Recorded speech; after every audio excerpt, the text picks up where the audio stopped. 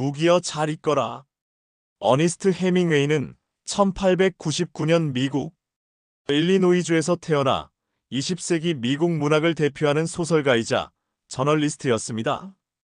그는 젊은 시절 제1차 세계대전에 구급 운전병으로 참전했으며 그 경험은 그의 대표작인 무기여 잘 있거라에 큰 영향을 미쳤습니다. 해밍웨이의 문체는 간결하고 사실적이며 군더더기가 없는 표현 방식으로 유명합니다. 그의 작품들은 전쟁, 사랑, 죽음, 인간의 고독과 강인한 생존 본능을 주제로 다루며 대표작으로는 무기여 잘 있거라, 노인과 바다, 태양은 다시 떠오른다 등이 있습니다.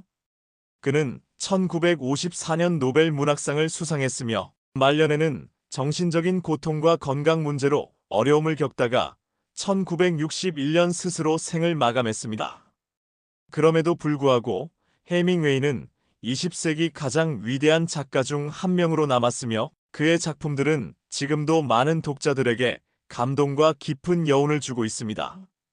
1917년 제1차 세계대전이 한창이던 이탈리아 북부 전선, 젊은 미국인 프레더릭 헨리는 이탈리아군의 구급차 운전병으로 복무하고 있었다.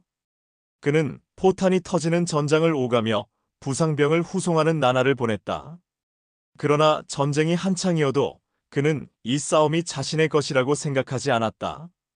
나는 여기 있지만 이 전쟁은 내 것이 아니다. 그에게 전쟁은 먼 곳에서 벌어지는 하나의 거대한 혼돈에 불과했다. 그는 동료들과 술을 마시며 전쟁을 잊으려 했고, 때때로 전장의 불안 속에서도 유쾌함을 유지하려 했다. 하지만 운명은 그를 피할 생각이 없었다. 그러던 어느 날, 프레더릭은 영국인 간호사 캐서린 바클리를 만났다. 그녀는 한때 약혼자를 사랑했지만 그를 전쟁에서 잃었다. 그녀는 슬픔을 품고 있었고 전쟁이 모든 것을 앗아가는 것을 이미 경험한 사람이었다. 처음에 프레더릭은 그녀에게 가벼운 연애를 시도했다. 당신은 사랑을 믿나요? 캐서린의 질문에 프레더릭은 대답하지 못했다. 그는 사랑을 게임처럼 생각했지만 캐서린은 이미 전쟁을 통해 삶과 사랑의 본질을 이해한 사람이었다. 그럼에도 불구하고 둘은 서로에게 점점 빠져들었다. 프레더릭은 그녀의 깊은 슬픔에 끌렸고 캐서린은 그의 따뜻함 속에서 다시 사랑을 믿고 싶어 했다. 전쟁은 계속되었고 어느 날 프레더릭은 포탄 공격을 받아 심각한 부상을 입었다. 그는 밀라노의 병원으로 후송되었고 그곳에서 캐서린과 다시 만났다. 이제 둘의 관계는 단순한 연애를 넘어 깊은 사랑으로 발전했다. 전쟁이 끝나면 우리 함께 할 수 있을까? 끝날까요, 이 전쟁? 그렇지 않다면 우리끼리라도 끝낼 수 있지 않을까요? 둘은 함께 미래를 꿈꾸기 시작했다. 하지만 전쟁은 그들의 꿈을 허락하지 않았다. 전선이 무너지기 시작했다. 이탈리아군은 독일과 오스트리아군의 공격에 밀려 후퇴를 시작했고 프레더릭도 구급차 운전병들과 함께 피난을 떠났다. 하지만 혼란 속에서 그는 전쟁 탈영자로 몰렸다. 이탈리아군은 패배의 원인을 탈영병과 스파이들에게 돌리고 있었고 그를 포함한 여러 명이 즉결 처형 위기에 놓였다. 그는 가까스로 탈출했고 베네치아로 숨어들어 캐서린과 재회했다. 우리 도망가자. 전쟁이 끝날 때까지 기다릴 수 없었다. 둘은 작은 배를 타고 알프스를 넘어 스위스로 탈출했다. 둘은 마침내 안전한 곳에 도착했다.